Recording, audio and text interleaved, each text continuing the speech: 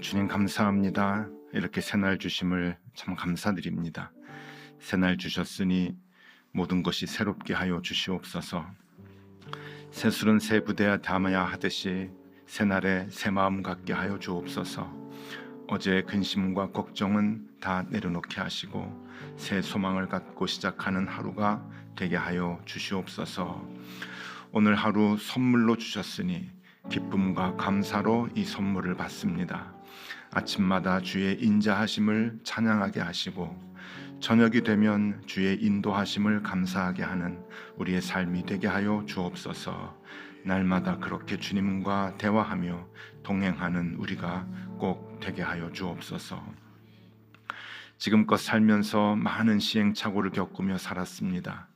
그 중에 하나 확실히 아는 것은 주님과 멀어지면 우리의 삶이 힘들어진다는 것입니다.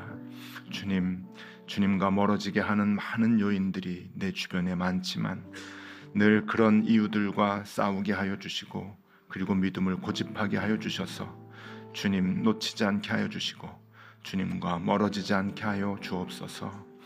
주님, 우리는 가끔 우리가 어디로 가야 할지 알 수 없을 때가 있습니다. 그럴 때마다 두려워하지 않게 하시고 답답해하지 않게 하시며 앞서가시는 주님을 늘 바라보고 쫓아가게 하여 주옵소서. 지금은 희미하고 지금은 불분명해 보여도 주님이 인도하시는 길은 언제나 바른 길임을 감사하며 간증하며 고백할 수 있게 하여 주옵소서. 오늘도 사도행전의 말씀을 펴니다. 조금은 부담이 되고 불편한 말씀이지만 우리의 삶의 자세를 이 말씀 속에서 일러주시고 부족한 우리의 그 믿음을 우리가 그 길을 잘 걸어갈 수 있도록 더욱 굳게 걸어갈 수 있도록 우리를 일깨워 주시옵소서. 늘 우리를 감싸주시고 보듬어 주시는 예수 그리스도 이름으로 기도드리옵나이다. 아멘. 하나님의 말씀 함께 보겠습니다. 하나님의 말씀은 사도행전 14장 19절에서 28절까지 말씀입니다. 사도행전 14장 19절에서 28절까지 말씀을 한 절씩 교독하겠습니다. 제가 먼저 봅니다. 유대인들이 안디옥과 이고니온에서 와서 무리를 충동하니 그들이 돌로 바울을 쳐서 죽은 줄로 알고 시외로 끌어내치니라. 제자들이 둘러섰을 때에 바울이 일어나 그 성에 들어갔다가 이튿날 바나바와 함께 더베로 가서 복음을 그 성에서 전하여 많은 사람을 제자로 삼고 루스드라와 이고니온과 안디옥으로 돌아가서 제자들의 마음을 굳게 하여 이 믿음에 머물러 있으라 권하고 또 우리가 하나님의 나라에 들어가려면 많은 환난을 겪어야 할 것이라 하고 각 교회에서 장로들을 택하여 금식 기도하며 그들이 믿는 주께 그들을 위탁하고 비시디아 가운데로 지나가서 밤빌리아에 이르러 말씀을 버가에서 전하고 이탈리아로 내려가서 거기서 배 타고 안디옥에 이르니 이곳은 두 사도가 이룬 그 일을 위하여 전에 하나님의 은혜에 부탁하던 곳이라.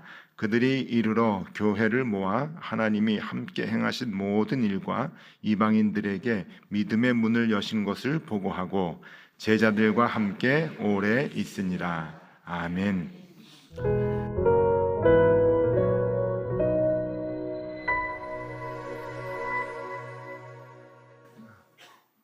잘 지내셨죠?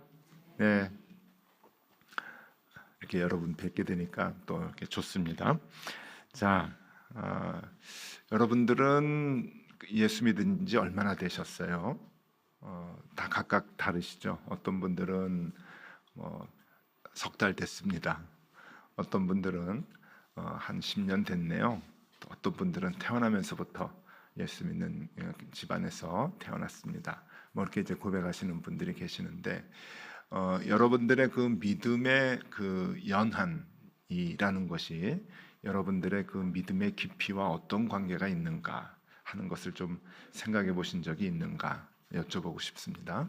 그러니까 여러분들이 지금 예수를 알고 예수를 믿은 지 얼마나 됐는가라고 하는 그 길이와 여러분들의 그 믿음의 깊이가 비례한지 이제 그런 것들을 한번 생각해 보면 좋겠다 하는데요. 오늘 말씀 속에서 우리가 그것을 조금 체크해 보면 좋겠습니다. 오늘은 지난 이제 한 주간 동안 내내 그 바울의 1차 전도 여행을 우리가 이제 보고 있는데 1차 전도 여행의 거진 이제 그 마지막 부분을 우리가 이제 보고 있습니다. 이 1차 전도 여행을 우리가 잘 이해하기 위해서는 지도를 좀 먼저 보여드려야 될 것 같은데 지도를 좀 함께 보시죠. 지도를 보면은요, 저 지명이 좀 잘 보이실지 모르겠습니다만은 그 동그랗게 표시한 곳이 안디옥입니다. 안디옥에서 출발을 해서 다시 안디옥으로 이제 오게 되는데 저 왼쪽 그 맨 꼭대기에 안디옥이라고 하는 게 또 있어요. 그러니까 이 사도행전에 나오는 안디옥이 두 곳입니다.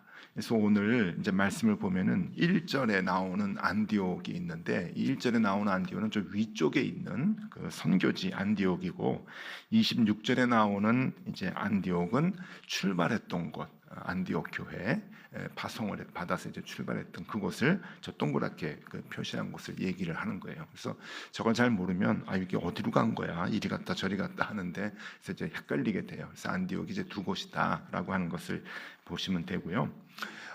처음에 출발한 곳이 이제 안디옥 교회이고 이 안디옥 교회에서 출발할 때의 모습이 이제 파란색, 초록색 이제 화살표가 이제 출발을 해가지고 쭉 가서 더베까지 간 것이고 이제 더베에서 다시 돌아온 루트로 비슷하게 해서 안디옥으로 돌아오는 이제 이 그 루트가 1차 전도 여행이라고 이제 하는 건데요. 이 13장, 14장의 이그 이제 바울과 이제 바나바가 이제 파송을 받는 모습이 나오죠. 안디옥 교회, 초대교회에서 처음으로 선교사를 파송한 교회가 안디옥 교회다라고 이제 보시면 되는데 이 안디옥 교회에서 바나바하고 바울을 이제 그 파송을 이제 하잖아요. 근데 이 파송이 굉장히 좀 독특합니다. 여러분 그 만약에 우리 교회에서 또 새롭게 선교지에 목사님 한 분을 파송한다. 누구를 보내면 좋겠어요? 누구를 보내면 좋을까요? 예, 우리 고삼열 목사님 보낼까요?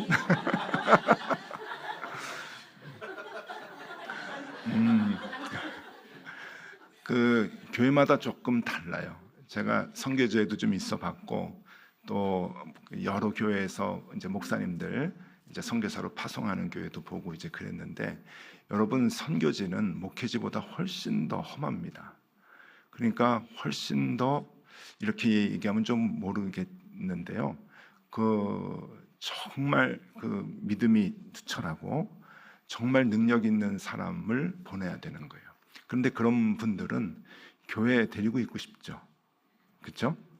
교회에 데리고 있고 싶어요. 그래서 어떤 교회 보면은 그런 거 관계없이 그냥 서열 순대로 제일 그 뭐 막내가 가라 아니면은 제일 선임자가 가라 그렇게도 하고 어떤 교회는 교회에서 이런 분은 조금 안 계시면 좋겠는데 하는 분들도 막 보내기도 하고 이제 그러는데 정말 어떤 교회는 데리고 있으면 참 좋겠다라고 생각되는 분들을 보냅니다. 그게 높은 뜻 정의교회였어요. 그래서 이제 그런 선교사님들 보내서 지금도 이제 아프리카에서 선교 잘 하고 계시잖아요. 그런 분들을 이제 선교지로 보내야 진짜 그래도 될까 말까 이제 하는 거예요. 그 안디옥에서 두 사람을 안수해서 이제 보낼 때 누구를 보냈는가 하면 바나바를 보냅니다. 그때 바나바는 이렇게 얘기해도 아마 뭐 맞을지 싶은데 안디옥 교회의 담임 목사격이었어요. 담임 목사를 보내는 거예요. 초대교회에서 가장 존경받는 널리 알려진 그래서 우리 교회 문제 해결해 주십시오라고 늘 이렇게 초청을 했던 그 바나바 사도를 안수해가지고 험지로 이제 보내는 거예요. 거기에 이름 없었던 젊은 청년 열정이 있었던 바울도 같이 세워서 이제 보낸 거죠. 그러니까 어떻게 보면은 이 바나바와 바울은 안디옥 교회에서는 없어서는 안 될 사람이었는데 이제 그 사람 둘을 교회가 안수해가지고 이제 선교지를 이제 보냈단 말이죠. 그래서 저쪽 이제 그 내륙 지방까지 가서 소아시아 지방까지 가가지고 이제 오늘은 루스드라에서 일어난 이제 사건입니다. 그러니까 어제 본문하고 오늘이 루스드라에서 이제 일어나는 사건인데, 어제 본문 보면은 루스드라에서 이제 그 발을 쓰지 못하는 장애인을 일어나게 하죠. 그래서 그런 엄청난 능력을 이제 그 베푸는데, 그 능력이 일어나면서 루스드라에 있는 사람들이 다 모여가지고 신으로 여기는 거예요. 바나바와 바울을 신으로 여기면서 바나바에게 뭐라 그러냐면은 제우스다, 제우스 신이다. 그리고 바울에게는 에르메스다 그러는 거예요. 여러분들이 좋아하는 에르메스. 그 에르메스라고 하는 그 신은 바울의 전령이죠. 그러니까 바울이 전령이 아니고 제우스 신의 전령으로, 제우스 신이 인간에게 뭐 가서 얘기하라 그러면은 이 에르메스 신이 인간과 이 제우스 신 사이에 전령 역할을 했던 이제 그 신이 에르메스인데, 그 사람들이 똑똑하잖아요. 보고서 바나바는 그 제우스고 그 젊은 바울은 에르메스 같다. 그러면서 막 이제 추앙을 하니까 이제 아니다. 그러고서는 이제 막 이렇게 거절하고 빠져나오고 이제 그러는데, 거기에서 루스드라에서 지금 무슨 일이 생기는가 하면은 그 안디옥하고 이고니온에서 이제 사람들이 오는 거예요. 사람들이 와가지고 바울에 대해서, 바나바에 대해서 이제 못된 마음을 갖고 있는 사람들이 와가지고 루스다 사람들이 이제 충동을 해가지고 그 사람들이 그 바울을 돌로 쳤습니다. 죽을 때까지 쳤죠. 그래서 오늘 말씀 보니까 죽은 줄로 알고 그 마을 밖에다가 이제 내버렸다라고 이제 하는 그 말씀이 이 19절 제일 처음에 이제 나오게 되는데, 그냥 요게 1절로 그냥 한 절로 그냥 쓱 지나가 버리지만은 참 너무 마음이 아픈 것 같아요. 여러분, 돌로 쳐서 이게 죽은 거잖아요. 죽은 줄로 알고 갖다 내버렸으니까. 그러니까 돌로 쳐서 갖다 내버렸다. 맞는 사람 마음은 어떨까요? 근데 더 대단한 거는 일어나요. 하루 만에 일어나서 또 들어가요.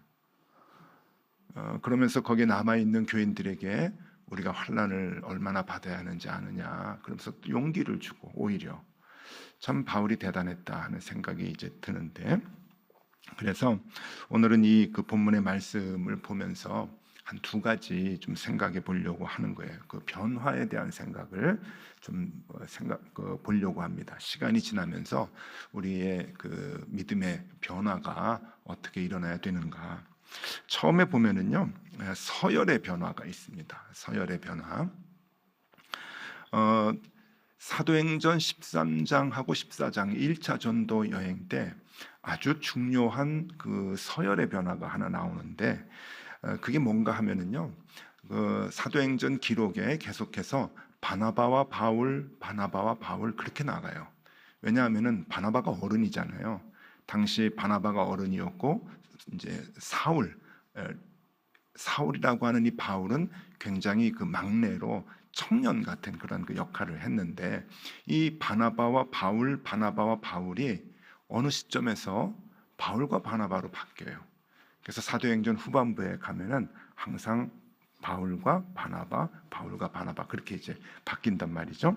사도행전 12장 25절 보겠습니다. 사도행전 12장 25절에 보면은요, 바나바와 사울이 부조하는 일을 마치고 마가라 하는 요한을 데리고 예루살렘에서 돌아오니라. 항상 기록을 할 때 바나바와 사울 그렇게 이제 기록이 되거든요. 사도행전 13장 1절에 보면은요, 안디옥 교회에 선지자들과 교사들이 있으니 곧 바나바와 니게르라 하는 시몬과 구레네 사람 루기오와 분봉왕 헤롯의 젖동생 마나임과 및 사울이라. 그러니까 중요한 중추적인 인물을 소개를 하는데, 항상 바나바는 첫 번째예요. 담임 목사격이니까 첫 번째고, 사울은 맨 끝입니다. 청년이기도 하고 이제 막 예수를 믿어서 교회에 들어온, 아직은 교인들로부터 의심을 많이 받는 그러한 이제 사울이 그래도 바나바가 많이 이제 도와줘가지고 이 사람 변했어, 괜찮아, 믿어줘. 그래가지고 신뢰를 받았던 존재가 이제 사울이었거든요. 그러니까 바나바는 굉장히 큰 어른이었습니다. 자, 그런데 이러한 모습들이 13장, 14장에 지나면서 바뀌어 버려요. 그리고 그 뒤로는 바울과 바나바, 바울과 바나바 이제 그렇게 나오게 되는데 사도행전 13장 46절에 보면은요. 바울과 바나바가 담대히 말하여 이르되 하나님의 말씀을 마땅히 먼저 너희에게 전할 것이로되 너희가 그것을 버리고 영생을 얻기에 합당하지 않은 자로 자처하기로 우리가 이방인에게로 향하노라. 가장 중요한 선교적 그 계획들 그리고 그 믿음에 대한 것을 바나바가 아닌 바울이 이제 얘기를 하기 시작을 해요. 자, 이제 여기에 대해서 이제 두 가지 견해가 있어요. 하나는 이제 바울이 이제 전면적으로 나오게 된다. 이제 바나바는 역사 속에서 사라지게 되고 바울이 전면적으로 나와서 이제 그 전도의 선교의 중추적인 역할을 한다라고 이제 얘기를 하죠. 시간이 지나면서 세대 교체가 되는 것이다라고 얘기를 이제 하는데 또 다른 견해, 저는 또 다른 견해가 참 좋은데 그게 뭔가 하면은요, 여러분이 서열이라고 하는 게 굉장히 중요하거든요. 어떤 역할을 하느냐, 이름의 순서는 서열이잖아요. 그런데 이게 요즘 한국 교회 같지 않아요. 옛날 이 그 교회는 핍박이 많았던 것이고 사도와 교인들이 지금 다 흩어져 있는 거잖아요. 왜 흩어져 있습니까? 살기 위해서. 왜냐하면 모여 있으면 잡혀서 다 죽으니까. 근데 이런 상황에서의 이름의 서열이라고 하는 것은 잡혀가는 서열이고 죽는 서열이거든요. 그런데 이제 이름이 교체가 돼요. 이 그 위험한 때에 이게 지금 데오빌로 각하한테 보내는 누가의 서신이에요. 그 당시에 쓰여진 서신에 이름의 서열이 바뀐다고 하는 것은 그만큼 이제 노출이 된다고 하는 거고 그만큼 위험 부담이 많은 건데 이제 그 바울이 전면으로 이제 나온다고 하는 것은 그만큼 자기 목을 내 걸고 지금 선교를 하고 있다라고 이제 볼 수 있는 거죠. 여러분, 이게 시간이 지나면서 이제 그 우리의 세대도 바뀌게 되고 또 새롭게 일하는 사람들도 일어나게 되고 우리 교회도 그래요. 이제 시간이 지나고 세월이 지나면은 어른들은 이제 뒤에서 기도해주고 젊은이들이 이제 또 새롭게 나와서 교회를 끌고 가고 복음 전도하는 그 역할을 감당을 해야 되고 또 오래된 분보다 또 새로운 또 분들이 또 그 일을 맡아서 이제 하게 되고 그러는데 그것은 그만큼 희생과 위험 부담이 많은 거죠. 그러니까 그것을 격려해주고 잘할 수 있도록 위로해주는 것은 무척 중요합니다.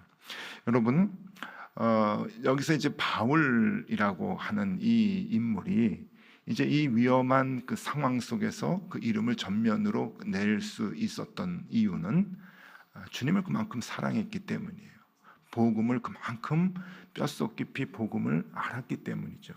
그러니까 복음을 전하지 않고서는 견딜 수가 없고 내가 맨 앞에 나서서 그 복음을 죽는 한이 있더라도 전하지 않고서는 괴로우니까 그만큼 이 복음이 귀중하고 소중하니까 복음을 전하게 되는 것이죠. 여러분, 복음에 대한 그러한 간절함이 여러분 있으십니까?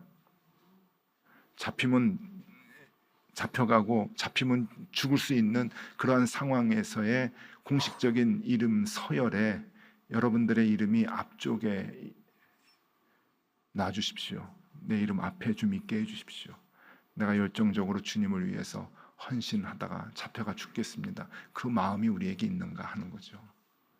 우리는 너무 편한 환경에서 예수를 믿어서 이러한 상황을 우리가 잘 모르지만 여러분, 환경이 안 좋아지고 또 환경이 아주 위험한 곳에서는 굉장히 중요한 문제라고요. 한번 상상을 해보십시오. 내가 지금 북한에 태어났어요. 예수 믿는다는 것 때문에 처형될 수 있는 상황인데 그래도 교인들 리스트가 있어야 되잖아요. 지하교회도 누가 우리 교인이다 교인이다 그 비밀 문서겠죠. 거기에 이름을 적는데 아유 내 이름 빼주세요. 잡히면 큰일 나요. 내 이름 맨 위에 올려주십시오. 내 교회를 위해서 헌신하고 복음을 위해서 죽겠습니다. 그 마음을 가지고 있을 수 있겠는가 하는 거죠. 그러니까 이거에 여러분 사도행전의 이 상황이 만만한 것이 아닙니다. 그래서 서열의 변화, 죽는 순서의 변화인데 우리가 그 열정을 갖고 주님을 쫓아갈 수 있을까? 여러분 환경이 너무 편하니까 우리가 생각도 편해요. 근데 우리가 항상 이러한 위험한 생각을, 돌발적인 생각을 할 수 있어야 합니다. 도전을 받으셔야 돼요. 영적인 도전을. 그래서 시간이 지날수록 우리가 전면에 나서서 주님을 위해 내 것을 다 빼앗길 희생을 각오하며 복음을 전할 수 있어야 됩니다. 그렇게 할 수 있는 이유는 복음이 나를 살렸다. 복음이 가장 소중하다. 다른 사람도 이 복음을 들어야 살아난다 라고 하는 그 복음에 대한 열정이 있어야 되죠. 그 열정이 있어야 가능한 겁니다. 자, 두 번째, 환난의 변화입니다. 환난의 변화. 시간이 지날수록 환난의 변화가 있는데 22절 말씀입니다. 오늘 본문의 22절에 제자들의 마음을 굳게 하여 이 믿음에 머물러 있으라 권하고 또 우리가 하나님의 나라에 들어가려면 많은 환난을 겪어야 할 것이라 하고. 아이고, 돌에 맞아 지금 죽는 사람이 다시 들어가가지고 진짜 죽을 수 있는 그 상황에서 교인들을 오히려 위로하면서 내 걱정하지 마. 우리 돌 맞아가지고 지금 죽는 그런 그 괴로움이 있지만 진짜 걱정하지 마, 내 걱정하지 마. 우리는 복음을 위해서 환난을 받아야 돼라고 하면서 오히려 위로를 해주는 그런 모습이 참 경악스럽습니다. 얼마나 놀라운지 모르겠어요. 그래서 바울이라고 하는 인물의 한 변화를 좀 한번 살펴봤습니다. 바울 보면은요, 사도행전 7장 58절 한번 볼게요. 사도행전 7장 58절에 스데반이 돌 맞아 죽을 때입니다. 스데반 성 밖으로 내치고 돌로 칠세 증인들이 옷을 벗어 사울이라 하는 청년의 발 앞에 두니라. 스데반이 돌로 맞아서 죽어갈 때 그 옆에서 돌로 치는 사람들의 옷을 이제 맡아 가지고 있었다는 거잖아요. 옆에서 이제 미소를 지었겠죠. 저 녀석 잘 죽는구나 하고. 아마 바울이 이 루스드라에서 돌에 맞았을 때 아마 생각을 했을 것 같아요. 돌에 맞는 그 순간에 자기가 스데반을 돌로 쳐서 죽이는 무리 속에 있었잖아요. 그 생각을 분명히 했을 것 같아요. 그래서 스데반이 돌에 맞아 죽는 모습을 이제 그리면서 자기도 순교하는구나 하는 그 마음을 갖지 않았을까 하는 생각을 하는데, 자, 어쨌든 이렇게 예수 믿는 사람들을 잡아 죽이려고 하는 그러한 마음 속에 있었던 사람입니다. 사도행전 8장 1절에 보면은요, 사울은 그가 죽임 당함을 마땅히 여기더라. 그러니까 사울은 스데반이 죽은 것을 마땅히 여겼다는 거예요. 그날에 예루살렘에 있는 교회에 큰 박해가 있어 사도 외에는 다 유대와 사마리아 모든 땅으로 흩어지니라. 그러니까 예수 믿는 사람들은 다 돌 맞아 죽어야 돼라고 생각을 이제 했죠. 사도행전 9장 1절과 2절 말씀입니다. 또 어떻게 변하는가 하면은 사울이 주의 제자들에 대하여 여전히 위협과 살기가 등등하여 대제사장에게 가서 다메섹 여러 회당에 가져갈 공문을 청하니 이는 만일 그 도를 따르는 사람을 만나면 남녀를 막론하고 결박하여 예루살렘으로 잡아오려 함이라.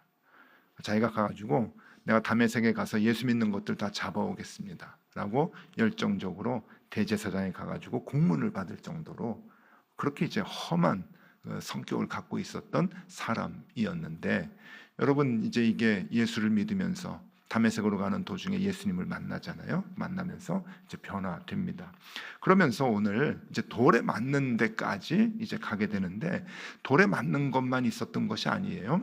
고린도 후서 11장에 보면은 바울이 자기가 당한 고난들을 쭉 열거를 합니다. 한번 좀 읽어드릴게요.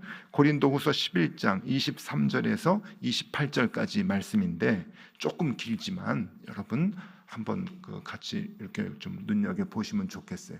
긴 것만큼 바울이 그만큼 고난을 많이 받았다는 이야기이죠. 제가 읽어드릴게요.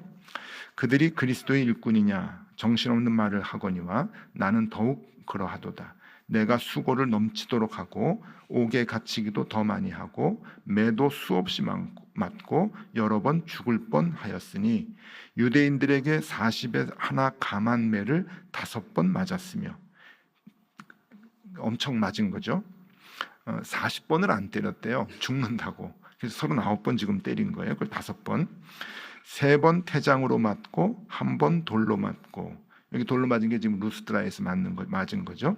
3번 파선하고 일주야를 깊은 바다에서 지냈으며 여러 번 여행하면서 강의 위험과 강도의 위험과 동족의 위험과 이방인의 위험과 시내의 위험과 광야의 위험과 바다의 위험과 거짓 형제 중에 위험을 당하고 또 수고하며 애쓰고 여러 번 자지 못하고 줄이며 목마르고 여러 번 굶고 춥고 헐벗었노라. 이 외의 일은 고사하고 아직도 날마다 내 속에 눌리는 일이 있으니 곧 모든 교회를 위하여 염려하는 것이라.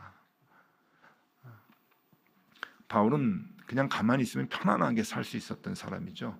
편안한 게 뭐예요? 최상류층에서 누리면서 살 수 있는 그런 신분이었고 그런 능력이 있었던 사람입니다. 그런데 바울은 복음 때문에 이런 그 희생을 각오하고 환난을 당합니다. 여러분, 그래도 이 고린도후서 11장의 말씀은 그래도 살았잖아요. 뭐 39번을 5번 맞아도 돌로 쳐맞아도 살았단 말이죠. 근데 요 뒤로 가면은 바울은 죽습니다. 로마에서 결국 순교당하죠. 참수형을 당해요. 그래서 지금도 로마에 가면은 로마 그 바울이 참수당한 그 지역이 있어요. 진짜인지 가짜인지 모르겠는데 참수를 했던 그 돌이 아직도 보존되어 있다고 이제 그래요. 참수당한 거는 사실이니까. 그러니까 결국은 이제 순교의 자리까지 바울이 가게 됩니다. 자,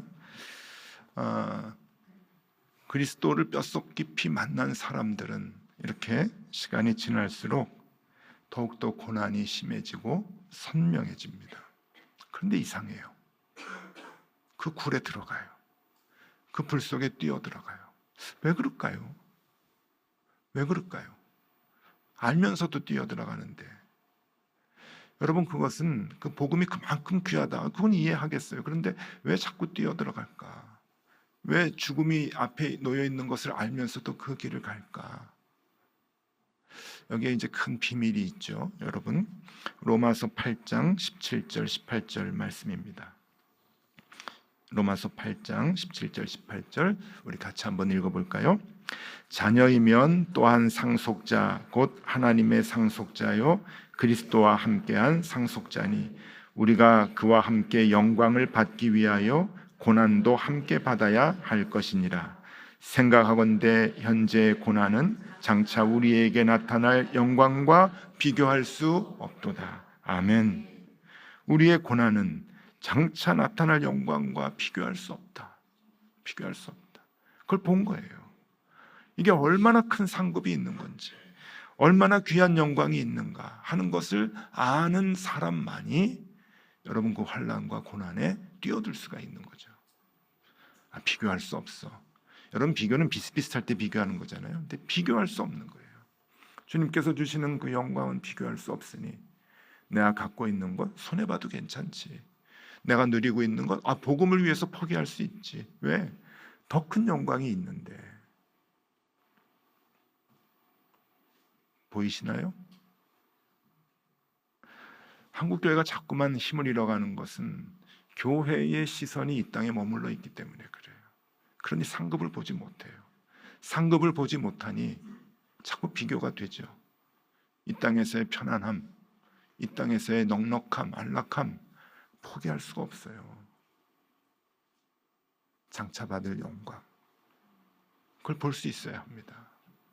그리고 그것을 바꿀 수 있어야 돼요. 고린도후서 1장 5절 말씀, 고린도후서 1장 5절 이것도 중요한데 같이 한번 읽어보겠습니다. 그리스도의 고난이 우리에게 넘친 것 같이 우리가 받는 위로도 그리스도로 말미암아 넘치는도다. 예. 그럼 죽은 다음에 영광만 있느냐? 아니다. 이 땅을 살아가는 동안에 위로도 넘친다. 위로도 있다. 그러니 돌을 맞아도 다음날 일어나서 또 복음을 전하는 거예요. 여러분 병원 가가지고 한 서너 달 요양해야 돼요. 그런데 그 복음이 얼마나 귀했으면, 얼마나 그 복음이 귀해서 내가 죽기 전에 한 사람이라도 더 복음을 전해야지 라고 하는 그 마음이 있었기에 다음날 일어나서 또 교인들을 위로하고 또 도시를 다니면서 복음을 전하는 이 바울의 열정. 우리가 본받으면 좋겠습니다. 본받으면 좋겠습니다. 가장 이 길을 갈 수 있는 이유는 우리가 하늘에 있는 영광, 그리고 주님께서 이 땅에서 주시는 위로, 그것을 볼 수 있어야 한다 하는 겁니다. 자, 한번 정리를 해봤어요. 시간이 갈수록 우리는 어떤 신앙생활을 하고 있는가, 한번 표를 한번 보세요. 시간이 갈수록 변화되는 모습, 우리의 모습을 한번 정리를 해봤어요. 자, 교회의 단점들이 많아요. 기독교의 단점들도 많고, 또 이제 예배의 간절함에 대해서도 한번 생각해 보고, 남들의 잘못된 점은 어떻게 하느냐, 나의 변화는 내가 원하고 있는가, 또 대접받으려고 하는 마음은 어떤가, 희생하려고 하는 마음은 어떤가. 우리가 신앙생활이 이렇게 조금 길어지면은 이 부분에 대해서 이제 어떤 마음들이 있는가 하면은, 먼저 보시면은 교회의 단점은 점점 크게 보여요. 교회를 알면 알수록. 여러분 교회 깊숙이 들어와서 재직도 되고 뭐도 되고 그러면은 교회가 아이고 이게 정상적으로만 돌아가는 게 아니구나 하는 게 보인단 말이에요. 밖에서 보거나 새신자들이 교회를 보는 거하고는 달라요. 재직들이 보는 거하고. 그러면 점점 더 그것이 이제 크게 보이죠. 예배에 대한 간절함 무뎌집니다. 무뎌져요. 예. 우리 코로나 때 또 다 체험했죠. 예. 남들에 대한 잘못들 용서하지 못합니다. 나의 변화 불필요하게 느껴요. 왜 그런지 아세요? 완성됐다고 생각을 해요. 교회에서 이만큼 성경 공부하고 이만큼 봉사했고 이만큼 직분 받았는데 뭐가 더 변화해야 돼? 변화됐다고 생각해요. 대접받으려고 하는 마음은 점점 커지고 희생하려고 하는 마음은 사라지죠. 대부분 신앙생활 오래 하신 분들, 오래 할수록 이렇게 됩니다. 그래서 우리는 반성해야 돼요. 이러한 우리의 변화가 교회를 이 지경으로 만들었구나. 시간이 지날수록 우리는 어떻게 변화돼야 되는가. 옆에 다시 한번 제가 썼습니다. 교회의 단점이 보이죠? 메꿔줘야 돼요. 보이면 지적하고 말하는 게 아니라 내가 그것을 커버해야 되고 메꿔가야 되는 거예요. 왜? 그리스도의 몸된 교회잖아요. 교회는 그리스도의 몸이에요. 그리스도의 몸이기 때문에 내가 그 부분을, 그리스도의 상처를 내가 커버해야 되는 거잖아요. 그 마음이 있어야 되고, 예배에 대한 간절함은 점점 커져야 됩니다. 여러분, 내 인생의 마지막 예배라고 늘 생각을 하세요.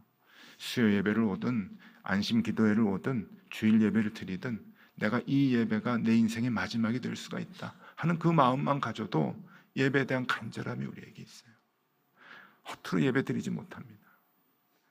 남들에 대한 잘못들 그리스도의 마음으로 감싸줘야 되고, 나의 변화되는 것에 익숙한 게 아니라 날마다 나를 죽이라고 합니다. 날마다 나를 죽여야 돼. 내가 죽지 않으면 오늘 살 수 없다고 하는 그 마음을 가지고 날마다 나를 죽이고, 대접받으려고 하는 그 마음으로 남을 대접해야 되고, 산상수훈에서 말씀하셨죠. 대접받고자 하는 마음으로 남을 대접해라. 그리고 희생하려는 마음을 크게 하는 게 아니라 아예 나를 다 내어주는 것. 바울과 같이 나를 다 내어주는 그 마음이 시간이 갈수록 우리에게 있어야 합니다.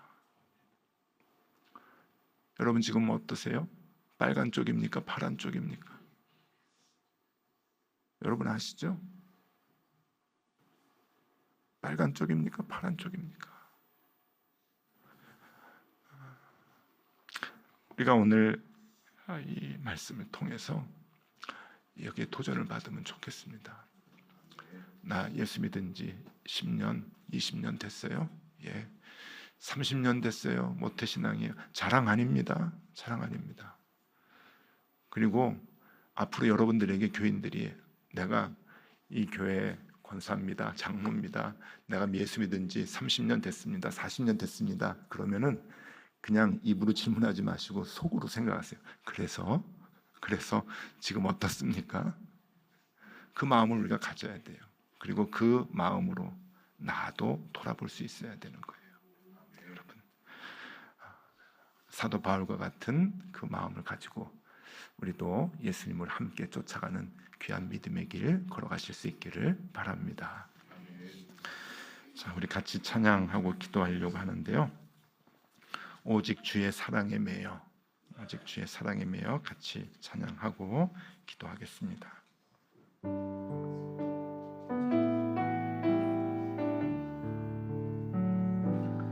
오직 주의 사랑에 매여 내 영 기뻐 노래합니다.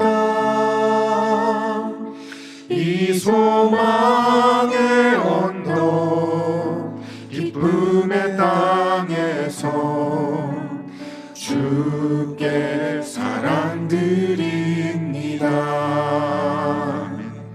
오직 주의 임재 안에 갇혀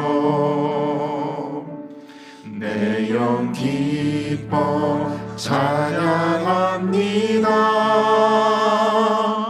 이 소명의 언덕 거룩한 땅에서 주께 경배드립니다.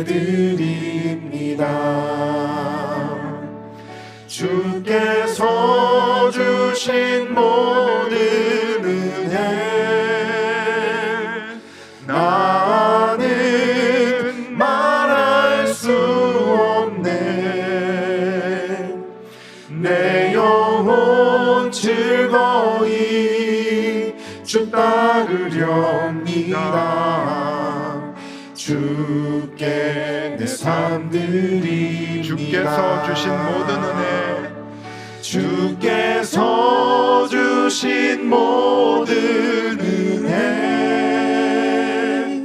나는 말할 수 없네. 내 영혼 즐거이 주 따르렵니다. 주께 내 삶 드립니다. 주님, 우리의 믿음의 여정이 주님을 닮아가는 길이 되면 좋겠습니다. 주님을 뼛속까지 사랑해 주님을 따라갔던 그 바울을 우리도 조금이라도 닮아가면 좋겠습니다. 세월이 지나고 시간이 갈수록 우리의 믿음의 칼끝이 무뎌지지 않게 하여 주시고 주님 음성 들어야 하는 우리의 귀가 어두워지지 않게 하여 주옵소서. 한 번의 예배를 사모하며 한 번의 기도에 전심을 다하게 하여 주시고 말씀을 펼 때마다 새로운 도전과 헌신이 우리의 삶에 있게 하여 주옵소서. 그렇게 더욱 뜨겁게 주님 만나기를 애쓰는 우리 모두가 되게 하여 주시옵소서. 지금은 우리 구주 예수 그리스도의 은혜와 하나님 아버지의 사랑과 성령님의 교통하심이 날이 갈수록 점점 더 주님과 가까워져야 할 높은 뜻 덕서교회 모든 교우들 위해 언제나 함께 하시기를 간절히 축원하옵나이다. 아멘.